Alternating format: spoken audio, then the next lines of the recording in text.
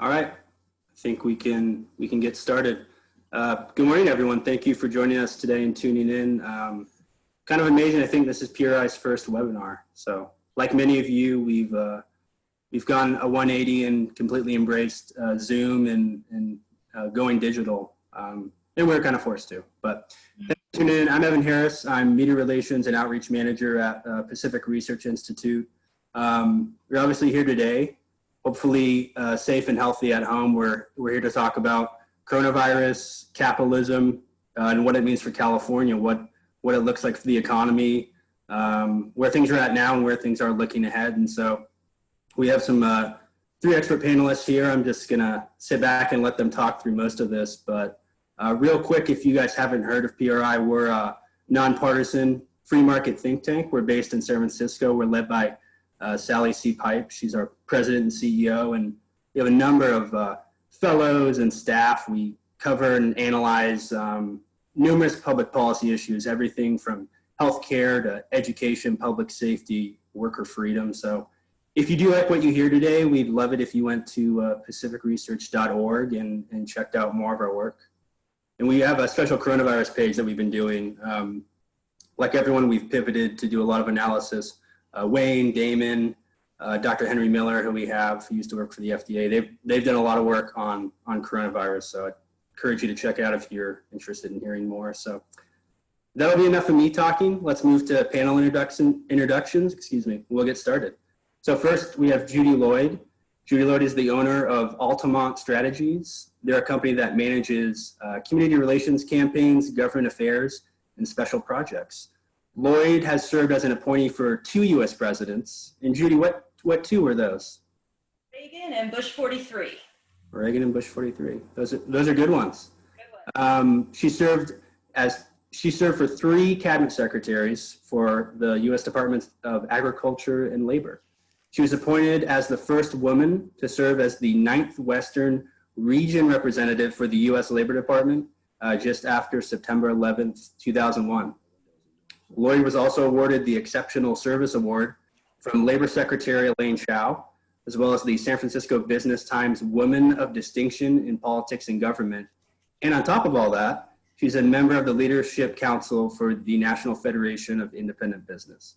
Most recently, Lloyd served as campaign manager for the successful Measure Y campaign in Danville, California. That's in the Bay Area, if you folks don't know. And later this year, she'll be inducted into the Contra Costa Women's Hall of Fame. So Judy, thank you for having us here. Happy to be here. Thank you. Next, we have our PRI's Business and Economics Fellow, Damon Dunn. Damon recently authored a PRI issue brief responding to the growing appeal of socialism in the United States called My Rise from Poverty and Why Socialism Doesn't Work. And we'll definitely be talking about that and some UBI, Universal Basic Income issues later in this webinar. Damon's a successful real estate developer, investor, businessman, former collegiate and pro football player, hence Damon's Stanford shirt that he has on, and was a Hoover Institution Fellow from 2011 to 2013. Damon is also the founder and managing member of Lagunitas Industries, which acquires and grows privately held businesses. Prior to that, he was principal owner of Tricor Companies, a real estate investment firm that invests and developed retail projects nationwide.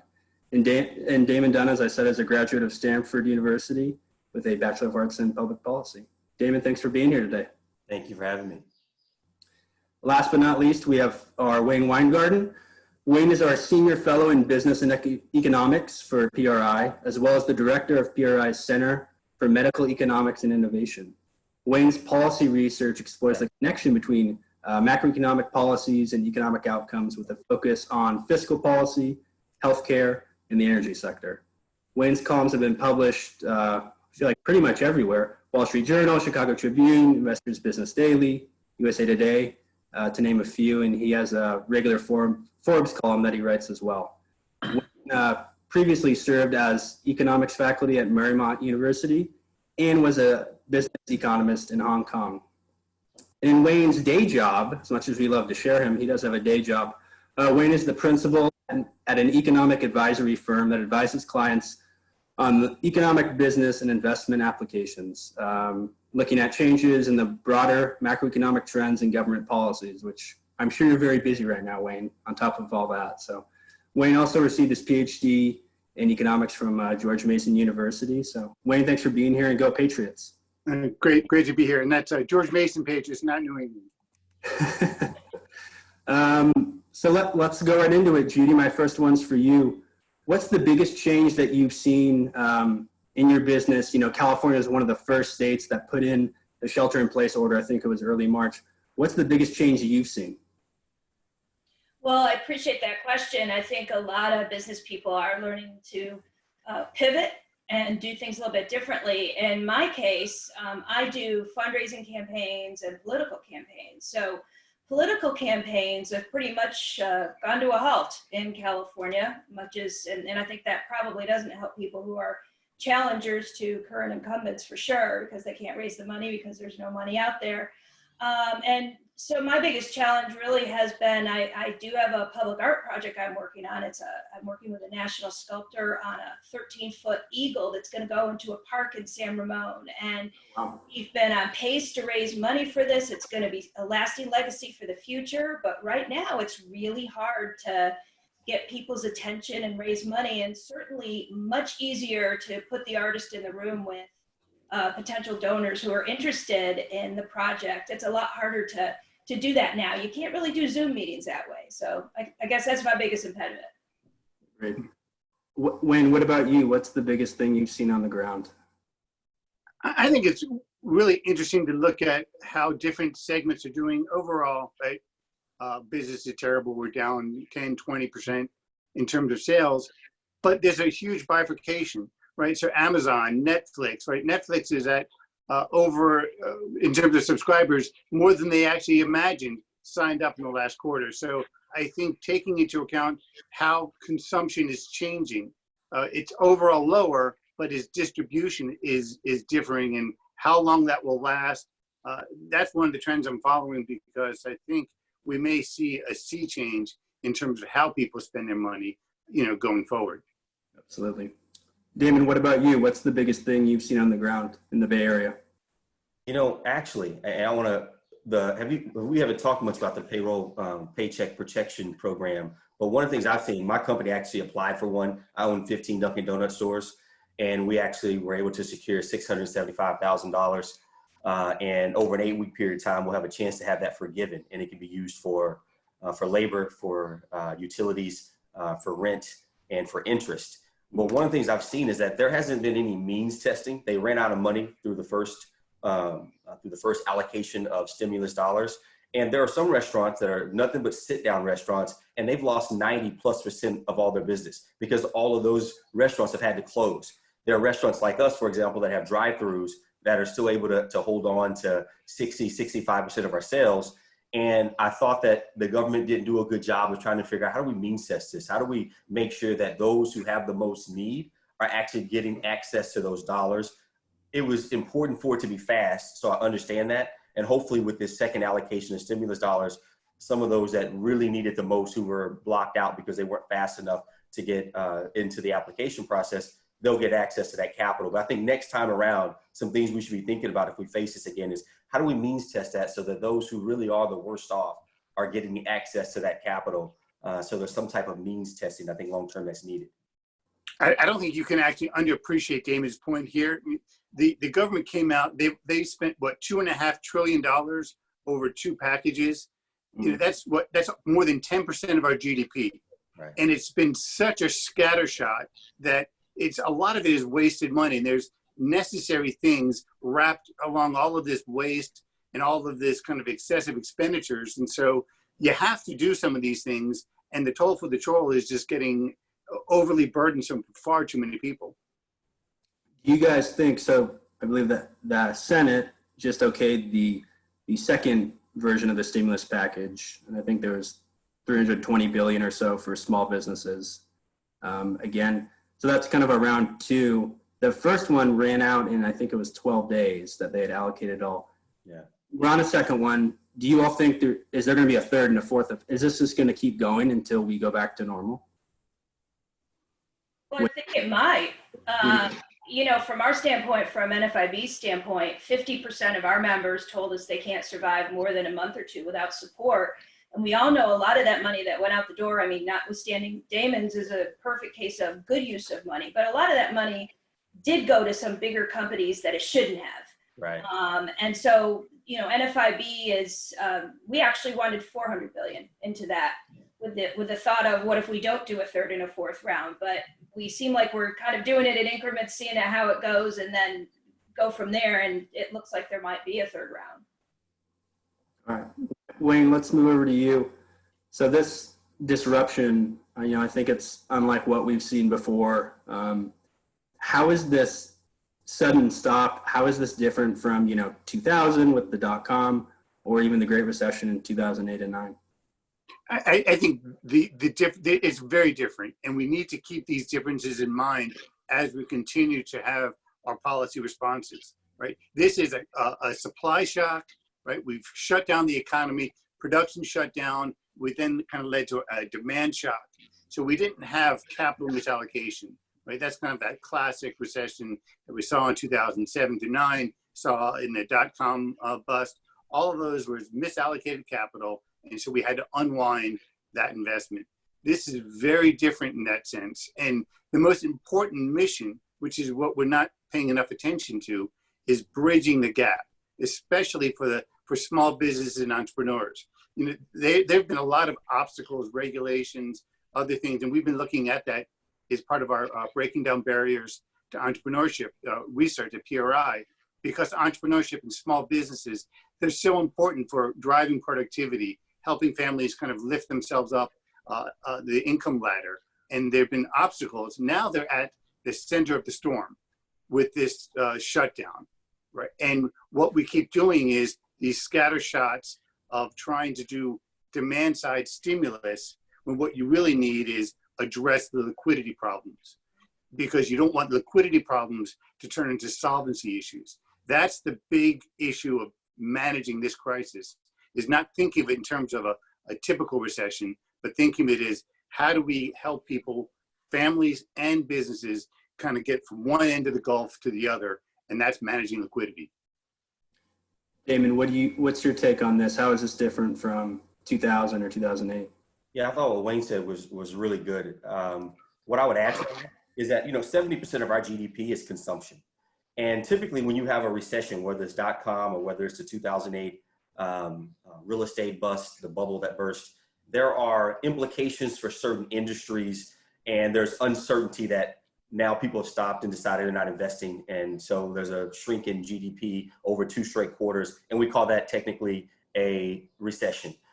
Coming out of that, somehow we build back some confidence, whether it's through monetary policy by reducing rates, by flooding the monetary supply, or whether we're using fiscal policy like we see here, taxing spending. But we are really talking about several niche industries. What's happened here, as Wayne has truly pointed out, there is a significant amount of quote unquote recession impact. It's across every industry that's retail or consumer related. We've never had something that shut down the entire economy across the board. Even in 2008, you know, all the retail real estate shops and all the restaurants and all of the service business to business service businesses and all of the malls and all the movie theaters, none of those things all shut down. There were industries that were hurt, you know, particularly in each of these recessions, whether it's the 1980s savings and loans or whether it was the in the 1990s, the real estate kind of bust bubble that we had. But now we see a global shutdown of all businesses in a consumer, in the consumer industry, anything that has business to business service or retail industry. We've never seen this much of our industry shut down. And also there's certainty. We shut it down. It wasn't because of some unrelated variables that are very difficult to explain and somehow we'll get confidence in the fact. We're going to start this again, but because it's such a huge shutdown, I think that what Wayne talked about, liquidity and solvency, is absolutely critical, because now people who had just enough liquidity to make it profitable to run their business, those people may be out of business. And people who did not have access to loans based on credit debt ratios, those ratios are going to get worse. So how do you actually underwrite a loan when the ratios for credit debt service based on Dodd-Frank that passed as a result of what happened in 2008, how do we now underwrite, you know, these businesses that need liquidity, and solvency. So these are really difficult issues that we're going to learn about. And I don't know if any of us really understand what all the implications are going to be for businesses as we start the economy back up. Will those liquid companies, and will those companies that can barely keep their doors open and doing well, can they actually survive and come back from this? I don't think we know the answers to that until this ends and the economy opens back up. But to give you a sense of how bad it is, I think we lost 22 million jobs in over a month. Okay. That's going to put our unemployment rate at 17%. Right? Right. At the height of the Great Depression, unemployment was 25%. Yeah. So within 1 month, we went from exceptionally low unemployment to Great Depression levels. I mean, that's how serious and how terrifying this is. Judy, what say you on 2000, 2008, early 2000s? You were probably with the federal administration, and what's kind of your perspective heading into this and just the shock that we saw the stop? Well, I liken, when you're looking at a pandemic, it's the same as similar to a national disaster. So after 9/11, we saw the airlines retrain workers for new jobs. In this case, the difference is it wasn't something out of our control. The government shut down the economy. And it's a very different thing, I think, if you think about it, because now the government has to come back and figure out how to restart it. We're talking about what do we do when we come out of recovery. I think really that's got to be the discussion moving forward. What does recovery look like? And what does that mean to small businesses? I really do feel for all the restaurant owners. They're taking it on the chin here. And, at best, even if they are able to reopen, if they do have to do this with social distancing and 50% capacity, that's just not going to work for most restaurant owners. And I do worry about some of our favorite places in our small towns and suburban areas going out of business as a result. Judy, let's talk about that. So the payment protection program, the emergency injury disaster loans, are those working? Are those getting to the businesses? The other loan is more targeted toward ag. Are those getting down to folks that need it? Well, that's a great question. And I think in certain cases it is. I know if you're in telehealth or if you're developing potentially new testing, new drugs, anything that could help with coronavirus, you get been pushed to the top of the stack. That's a good thing. However, let me share, we just took a poll for NFIB on April 17th, so last Friday. And in regards to the Paycheck Protection Program, 74% of small business owners submitted an application. Just 20% have received the loan. 80% of small business owners are still waiting for their loan and uncertain where they are in the process. I think that's the most challenging thing, the uncertainty. 26% of those who hope to apply are in the process of applying, but there's nothing to say that they're going to get any money. And 49% expect the total loan amount to be forgiven. I do have some information as well on the economic injury disaster loan. We had 40% applied for an EIDL emergency grant through the SBA. Just 10% have seen the emergency advance deposited into their bank account. 99% of small businesses in our survey who applied have not seen the full loan amount. That's really troubling. Yeah, I'd add something to that, Judy. One thing I would say is, there are the people who got the money, right? The people who actually have access to it. We have it, but we can't force customers to come to our stores with there still being a government shutdown. And so we have it, and I'm hiring. We were able to get back over 75%, but all of our people really don't have as much work to do as they need. So we're able to pay them. We're able to get them their salaries. I know we wanted to have that, but there's no stimulus coming from that, because if there's 20 million people that were unemployed last week, those people are still unemployed today. And yes, my people, my employees have the money, but they actually can't use it to give stimulus to any businesses that are closed or to the 20 million people that are unemployed from businesses that actually had to close their doors. None of those businesses have been allowed to open their doors. So we have the money. We've given it to our workers. We can't force customers to come in, so we are overstaffed. And then at the same time, as the workers are getting paid, they can't use it to create any economic stimulus by spending, consumption, which, GDP is C plus I plus G plus X. They can't consume it because all the businesses that closed that left us with 20 million people filing for unemployment are still closed. So there's some issues here that we're going to have to think about stimulus as to when they start the economy and then those dollars being spent. I'm not sure if they thought through some of the logistics and how this is going to work out. We're not having more customers, and our workers aren't able to spend money to help those 20 million people that are unemployed. Damon, kind of staying on that topic, you've written a lot about universal basic income.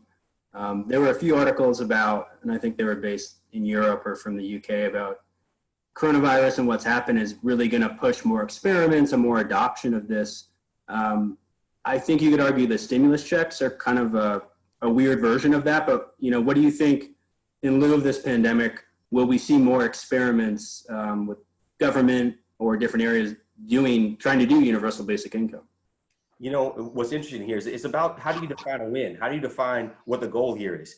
And I think that in the 1960s, when Lyndon Johnson started the Great Society and the war on poverty, the thought was we're going to start having socioeconomic mobility. Well, universal basic income will never allow you to have socioeconomic mobility. You can't receive $1,200 a month and then move up. The only way you're going to move up out of poverty or to having more wealth than what you have is to develop a skill set, whether that's through education or whether that's through some type of programs that we have at our community colleges, our vocation programs. So the only way up and out of poverty or moving up the socioeconomic ladder is adding to your skill set. So if universal basic income goal is to move people up from where they are to a higher level socioeconomic, it's not going to work because the government has never been able to spin people into the middle class.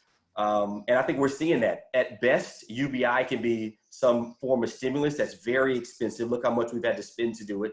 And we've only done it over the first tranche, and we haven't even had the second tranche be allocated yet. So I don't think that that's realistic. If the goal is to have socioeconomic mobility, there's no chance that that would actually happen unless the $1,200 could pay for a skill set, which then they would be able to have a higher wage and they'd have socioeconomic mobility. So no, I think it's actually proven the opposite, that $1,200 a month really can be a small form of stimulus, but it really won't impact your socioeconomic status. Wayne, let's talk about, we had recently discussed, there's a Bloomberg article that said California really didn't see a dip in new business applications. It was comparing, I think, the first part of the year compared to 2019, so January to April. Is there anything to that people are still trying to apply for new businesses, or do you think that's just a holdout from earlier in the year before all the coronavirus stuff happened? Right. The answer to that is no. If I can make one quick thought about UBI, because I think what Damon said was spot on, but I would just add that the $1,200 isn't stimulative because it has to come from somewhere, right? So that your income effects are always going to cancel themselves out. And that's a perfect example why UBI doesn't make sense. If I still have my job, if I was making $70,000 before the coronavirus, I don't need a $1,200 check, regardless of what's happened. It's if I've lost my job that I need it. And that's where we need to, when we're talking about welfare reform, and I think income-based welfare reform could be simplifying and very helpful in terms of changing the incentives. But UBI is just the absolute wrong way to go because of exactly what Damon was saying. You're disincenting people from gaining the skills that actually changes lives and creates opportunities. But in terms of, there was that Bloomberg article, and I don't know if people have seen it, it's worth reading only because it shows how data can be manipulated. Not that it was wrong or that they were intentionally trying to change anything, but when you look at the data, what it shows, it seems like California is breaking the trend. So everybody's having small business applications going down. For California, it's up 2.5%, and that's through the first 15 weeks of the year. But the first thing you have to know is anytime you're looking at weekly data, it's very volatile. And when you go and you get the data, it looks like that because it's weekly data. But the other interesting factor is if you start diving in, you realize there was a huge increase in business applications in California in January and February, the first 8 weeks of the year prior to all of the shutdowns. If you actually only go from week 9 of the year to week 15, you actually have seen, compared to last year, a drop of about 5.5% of business applications. So the data that they present is exactly correct, but you need more perspective. And when you start looking at it, you start realizing California was starting out strong, and then the virus hit, and now it's weakened. The other thing which it doesn't give you, if you take all of that data and you do it per capita, what you realize is that the amount of business applications per capita in California are way below average. And it's below average because of all of the regulations and the barriers that we're erecting to starting a business and entrepreneurship. And it's really bad in California. So, yes, we were seeing a bit of a blip up, but, data is volatile, it moves up and down. But when you actually kind of get all the perspective, you see there's nothing special about California. We can't repeal the laws of economics just because the state's beautiful and the climate's perfect. It's, economics still hold sway, and California is not breaking the trend. Good to know. Damon, you talked about this a little bit. Are we headed, is this a short-term recession? Is this a long-term? A good example I heard was with the US government. It was like they put a dam on a river. They just stopped it. When they take the dam off, when it breaks through, the debate is it's going to come back. It's just how quickly will it rush back? What's your take? I think that the ultimate answer is solvency and liquidity. If you're a small business and you had a certain amount of debt service that you had to pay and a certain amount of operating expenses that you have to pay, and you have a certain amount of income coming in, the question then becomes, when the government opens back up, how many people are going to shop? Because I think there's going to be some habits that change. I don't know if I'm going to go sit in the movie theater and watch movies with people anytime soon. And so I don't know about how some of these restaurants, as they open. So I think every business is going to be in a situation where they have to evaluate their liquidity and their solvency. Can we keep moving forward given the stimulus, and how many people are coming back? And I think that if people are slow to shop and habits change, and I think that if there are a lot of small business owners that were paycheck to paycheck, I think that it's going to be a long, painful recession because some of these businesses may be gone forever. And I'm not certain that the government can help bridge the gap between now and, 8 to 12 months. I mean, it's a 1 to 2 month, and hopefully everybody goes back to shopping and gets back on the streets and driving around and doing the retail things. But I think it's going to be longer for the businesses that do not have good liquidity, and we're very close to not being solvent. And I don't think we have the answer yet what it's going to be, because we don't know how habits are going to change once the economy starts. If they start up and everyone goes back to the exact same habits as it was in January, February, and the first 2 weeks of March, hey, we're going to go back to the economy. The stimulus worked, and all the businesses are going to start back up, and it's going to be fine. But if it's slow and these guys don't have access to capital because they can't meet the credit debt ratios, they're going to have a problem getting access to conventional capital. They're not going to get any more government capital. So I don't know how, and if people are slow to buy, they don't have revenue coming in for sales. So I don't know how a lot of those businesses are going to fare over the next 3-4 months. That's going to be the challenge. And that's when you talk about recoveries, you tend to think of them in terms of either a V, right, where you've had this sharp downturn and then a quick up, or a U, where you kind of stay down in a kind of a depressed state. And part of the difference of whether we're going to get the V versus the U is how quickly all of this can kind of get past it, right? The more the virus stays on, the more we have to stay quarantined, then the more stress that you're putting on, and you're beginning to see a lot of the kind of accentuation of the trends we had been seeing. Think about shopping malls, right? Shopping centers long term, there's this question because people's buying habits are changing. If you go to some of the local malls here, you stop seeing traditional retail stores and you start seeing experiences. Where I actually saw, and I'd never seen this before, where they have actual axe throwing, which actually terrified me. A bunch of people don't know what they're doing, throwing axes in random directions. But there was an actually axe throwing store, and I was thinking about that the other day, wondering, well, one, I can't imagine that's how well they survive in this, but if they can't pay their rent, then how is the shopping center surviving it? And there have been all of those pressures on shopping centers in general. If they can't meet their bills, we could be accelerating this trend, and that can actually snowball into what Damon was saying, where we've created a cycle where things build upon one another, and the recession is worse because we weren't able to maintain our spending and our investment. And Wayne, let me just say something to that. There were businesses that were under pressure before this recession happened. You know, trying the Amazons and the quick distribution logistics companies that are able to deliver to your home same day, 2 days later, that they put a lot of brick and mortar retail shops, you know, under a lot of pressure. I think long-term brick and mortar retail businesses that are in malls, I don't think that they're going to last long-term, 20, 30, 40 years. So there's a tremendous amount of pressure. And the companies that can't adapt, here's a good example. Toys R Us probably had the greatest branding in modern history. They were called Toys R Us. Everyone in the world knew Toys R Us, but they couldn't adapt. They couldn't build out an online platform. They couldn't build out a logistics and distribution chain. And so the company ultimately folded. And I think those companies that already had a lot of pressure just because of the change in our economy they really, really have a tremendous amount of a load added to them as a result of this shutdown, because people's habits are going to change in that same direction, not wanting to go out and be in large crowds. And so I have a lot of concern about businesses that were already under pressure based on not being able to keep up with the new economic model of distribution, logistics, retail acquisitions and purchases. And that was before all this, right? Having that problem. So this probably multiplied it by who knows how much. Exactly. Well, we have condensed, 10 years of economic kind of relocation or trend into one kind of 6-month period. And that could be very, very painful. Wayne, I was going to say on the axe throwing note, usually those are in bars too. So I don't know how those two were.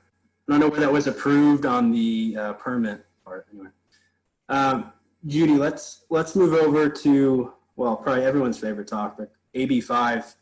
AB 5 came law beginning of the year. It's the gig economy bill. We've written a lot about it. Do you think the governor should get rid of it, or should he suspend it? What is the, what can the governor do with that policy to make it so, people could earn money on the side? Is that just kind of a big barrier right now that we're in this pandemic? Well, I appreciate you bringing that up. That's been a priority for the NFIB, trying to fix the mess that was caused by the Dynamex decision, first by the Supreme Court. And keep in mind, their 2-year anniversary of that decision is coming up April 30th. So just this month.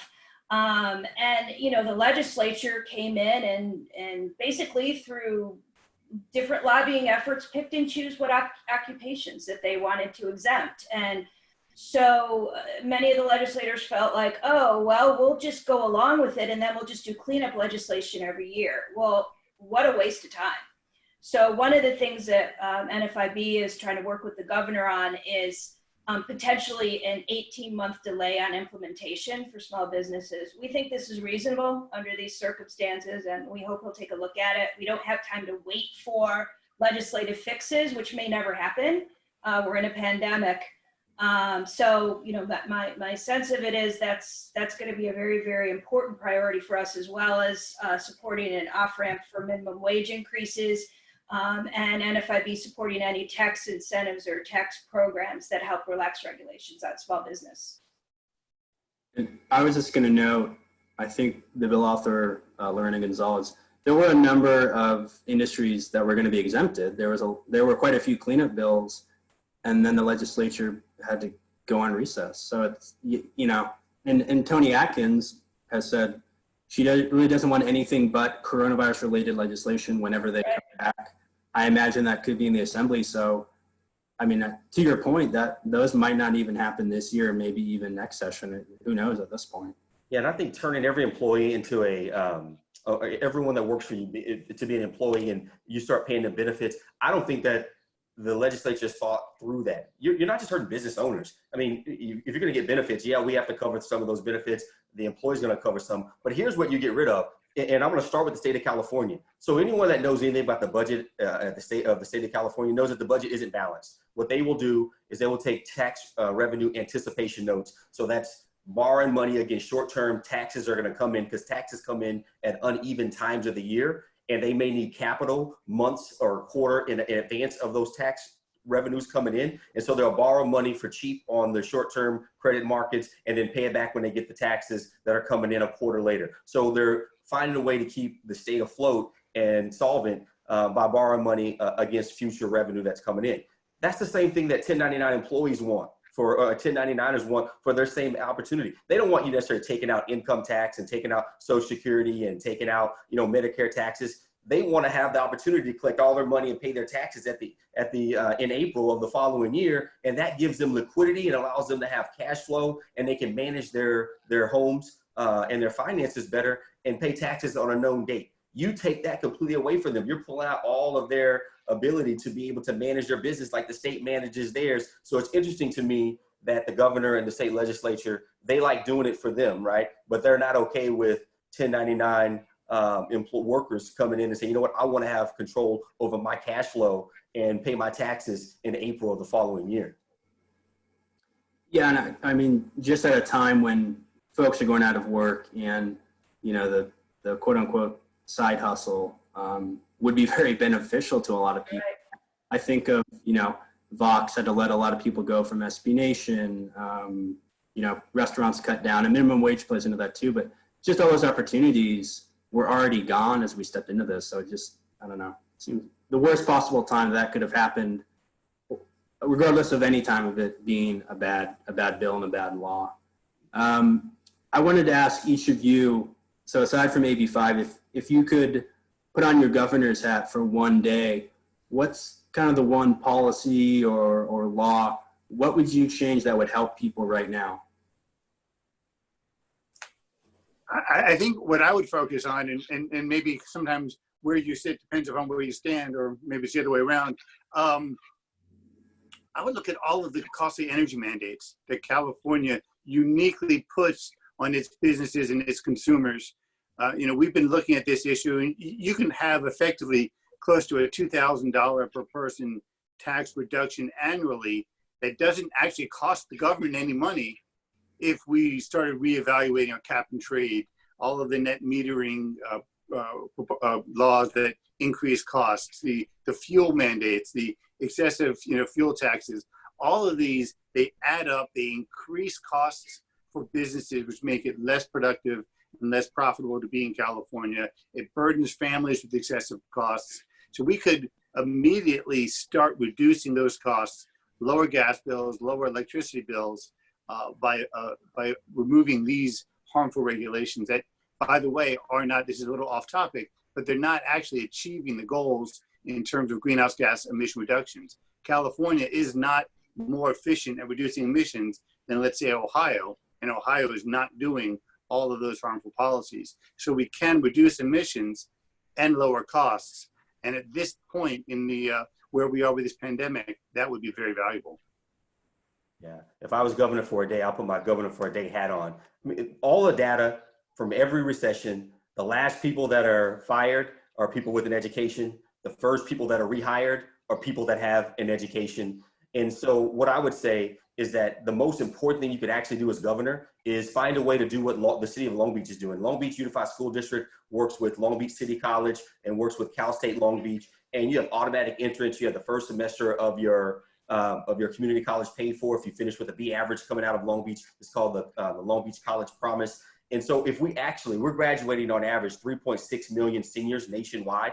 If we had the opportunity for community college to be paid for, everyone would graduate with a minimum of an associate's or a vocation. We typically have 30 to 35 vocation opportunities, whether it's a certified nursing aide or a radiology technician or a glazer or a longshoreman.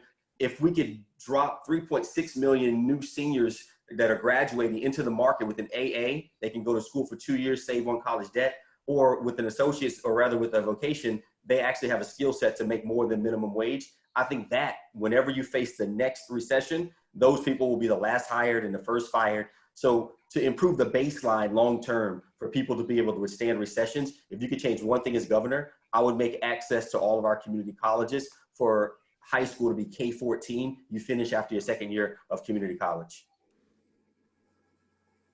So if I was governor for a day, I mean, first, I think we ought to respond to what the governor's already done. And he and State Treasurer Fiona Ma deserve some credit for helping small businesses through the California Disaster Relief Loan Guarantee Program. It's a small fraction of what PPP and EIDL are on the federal level, but they are trying to help. And I think, just in general, you know, we got to be realistic about what might actually happen. And if you look at, we might get into this later, if you look at the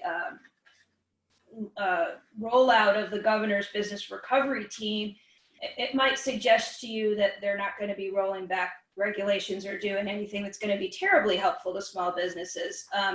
We would at NFIB, you know, specifically things like what if businesses with fewer than 50 employees, what if they were to refrain from bringing enforcement actions or imposing penalties? That's something that might help. Just give small business a little bit of a break from enforcement actions. That's one thing I think I would try to suggest. Judy, it's like you could read my mind. The Recovery Task Force. So it was newly named. Well, I'll start with you, Judy. Who was the biggest surprise name that you saw on there? Obviously, a lot of big hitters, but. Well, you know, when you see the head of the California Teachers Association and the SEIU and, you know, AFL-CIO, I mean, it was a litany of people involved with unions. And yes, union people are workers, but when you're talking about business recovery, that's a very different thing. What was the most surprising name? Obviously, 100% Tom Steyer. And I have to I read this article this morning and I got to chuckle. I just got to read this little bit from Dan Walters wrote on this today, asking if the Business and Jobs Recovery Task Force will work. And his quote is, having Steyer with his penchant for ideological confrontation in the driver's seat is probably more an impediment than a lubricant. I don't think you could say it much better than that. All right. Wayne, what about you? Absolutely. You have so many opportunities to remove government obstruction, which would be so much more valuable to businesses. And I understand what Judy's saying. And given the current composition, that's not what's in the offing, which is unfortunate. But if you're asking the question of what's the most effective thing that we could be doing, it's the exact opposite of what we're going. We don't need a commission to tell us all of these things that we need for recovery. We need, again, it's simple, liquidity. And then we need kind of a reduction of costs so that businesses can go out and hire and do what they do best. Damon, what about you? Yeah, I don't think it's going to work. It's not going to work because the state legislature doesn't work, and ultimately you have the representation on the panel and on the committee, which reflects the state legislature. And so you're not going to get policies that are going to help small businesses. You're going to get policies that are going to help unions. Especially because you have a group of people who see the economy as a zero-sum game. Right now we're looking for a positive sum. We need to grow the economy. And when you fill a commission with people who are experts at how you divide the pie, they're not going to give you good advice about how to grow it. Yeah, because and just to explore that a little bit, you think about, you're going to grow the economy. You got consumption, you have investment, you have government spending, you have net exports. They're going to just be talking about government spending and then regulatory policy outside of that, as opposed to talking about investment. And when you have a hole and you fill a hole in the street with water, there's no foundation. But if you fill that hole with cement, then it's going to be a strong foundation. That's how you feel that the cement is investment, right? When a business, you can give incentive to a business owners to hire, to build, to grow, to acquire more infrastructure. Now they're filling that hole with cement because they're investing in the economy and employing more workers. And that has a long-term effect. What they're going to be talking about is just going to be temporary Band-Aids. That's like putting water in a hole, and it's going to be focused around government intervention, government spending, and it's not going to work. And the other problem you have to remember, and this is where the federal government is pushing itself too, we need these certain programs. We don't need excessive spending. We also have, not far down the road, is a tremendous number of public pension liabilities that are unfunded. Social Security, Medicare, I know that's federal, not for California, but all of these really burdensome, overwhelming long-term costs that are coming due. And so as we start spending more, we're actually going to be hollowing out our ability to kind of have an effective economy in the future in policies that aren't going to help us in the present. And that's troubling.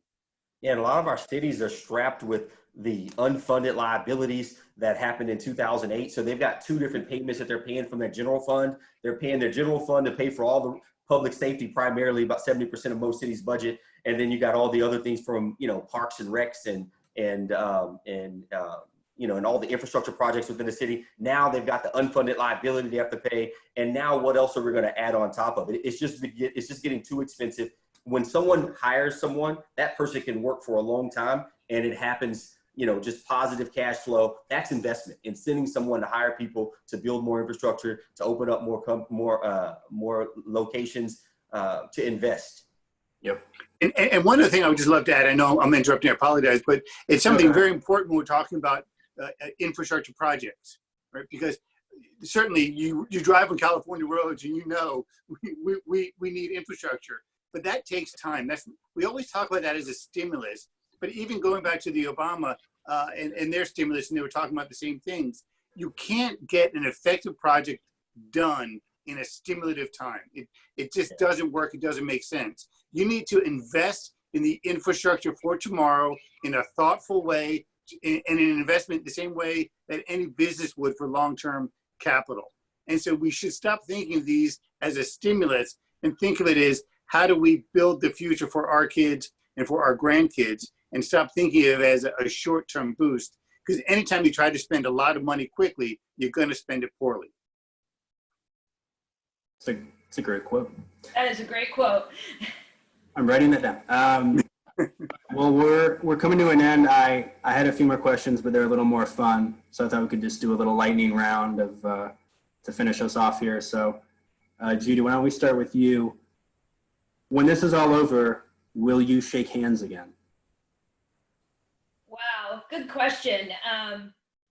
I happen to be a fan of Dr. Fauci, who's suggesting that we shouldn't shake hands anymore. For me, the bigger deal as a half Italian, half Sicilian is the hugging. So my question really is, will we ever hug again, which is a real problem for me and my culture. So I don't know how to answer that, to be honest with you. I'm not a big fan of the whole elbow rub thing. I don't know how to answer that. I think we have to just kind of see how it goes, and maybe somebody will come up with something else fun that we can do to greet one another that's not shaking hands. Damon, are we going to shake hands in the near future? I'll give you a hug, Judy. I mean. There we go. Any day, brother. You know what? I think you're going to see a mass breakdown of that not happening. I mean, I don't want to shake hands. I don't know when I'm comfortable doing it. I don't think we've ever been really, if we were educated about influenza and that we're losing 30,000 people a year as a result of influenza, we probably would shake hands again. But I think there's been so much in the media now about how the coronavirus is spread, that shaking hands is such a critical piece of the virus spreading, that I don't know if we've ever been educated or inundated with that amount of information on handshaking and close proximity and standing 6 feet apart. I think there's going to be a large mass number of people across the country, across the world, that are not going to shake hands again. Will everyone do it? No. I think we'll probably hold on to 60% of the people will shake hands, and the other 40% are going to be like me and like, give me some elbow love, man. Wayne, yes or no? Well, I didn't like shaking hands before, right? Oh, okay. That's easy then, right? Is there a new hobby that you've picked up since we've all spent so much time at home? Or maybe a book? Wayne, you can. Sorry. No, you know what? My dogs are getting a lot of extra love. We have 3 dogs, so they're just loving all the extra attention. We have 4 people here, so every dog has at least one person to take care of them. Judy, what about you? Well, I started a cookbook back in 2011 after my mother passed away from pancreatic cancer. And it's a cookbook of a lot of our family recipes. And so I've started to resume some of those recipes and having a great time with it. My Facebook friends love my my food, family, and flowers posts. And so I got to say, if I have a hobby, it's just pairing that with the right wine. It keeps me going. That sounds awesome. Damon, what about you? I think marriage is being remade here in this time. I mean, think about my grandparents. I was raised with my grandparents. When my grandfather went to work at 8 o'clock in the morning, he was gone. There was no social media. There were no cell phones. There was no communication at home. And then he'd come home and he'd have stuff to talk about. And then my grandmother actually wanted to know how his day really went. Nowadays, people leave and it's like, what are you doing? How are you working? What's happening? And now we're all sitting at home with each other, talking to our spouses every day. And so I think it's been good for realignment of marriage, for people to be at home all day. That's kind of my new hobby, figuring out ways to have healthy communication around the household. I like that. That's great. All right, last one. How would you grade Governor Gavin Newsom? Damon, you can go first. I'll say this, and I'll give him an F because I think he's done a poor job. But I'll say this. I heard a stat. When I was at Hoover, John Cogan made a presentation, and it was the most effective stat that I'd heard. He said from 1985 to 2005, the California population increased by 10 million people. Within that, not within just those 10 million people, but during the same time period, we had 7 million new Medi-Cal recipients. Not necessarily from those 10 million new people, but we had 7 million new Medi-Cal recipients and only 200,000 new net tax returns. That's the problem. So if the governor wants to make an A, he's got to try to find a way that we're not 1% of the people who are paying taxes here are paying for 50% of the total revenues for this state. You got to find a way that everyone pays. When you have a voting ballot initiative that says I'll vote to increase somebody else's taxes, that's a moral hazard. That's what happened. I'm just voting to increase somebody else's taxes so my kids can have a better education. If everyone had to pay, even if it's just $1, you would better protect, everyone's paychecks, and you would also make it a more solvent state. And so without doing that, we're stuck in a really bad trend. Too many people, not enough money, not enough new net tax returns. Judy, what about you? So I look at Gavin Newsom as a work in progress. And with regard to coronavirus, I would say I really have enjoyed his daily briefings. I think he closed the state. The counties helped him out in the Bay Area for sure, closed the state at the right time in comparison to Governor Cuomo, who did not take that action. So from that standpoint, I guess I'd say he was probably a B to me until he announced the Business Recovery Task Force, and now he's down maybe C minus, D plus. But let's see if he announces the Small Business Task Force, then maybe he can recover. So he's like an incomplete right now. That's what I would say, exactly. Wayne, what about you?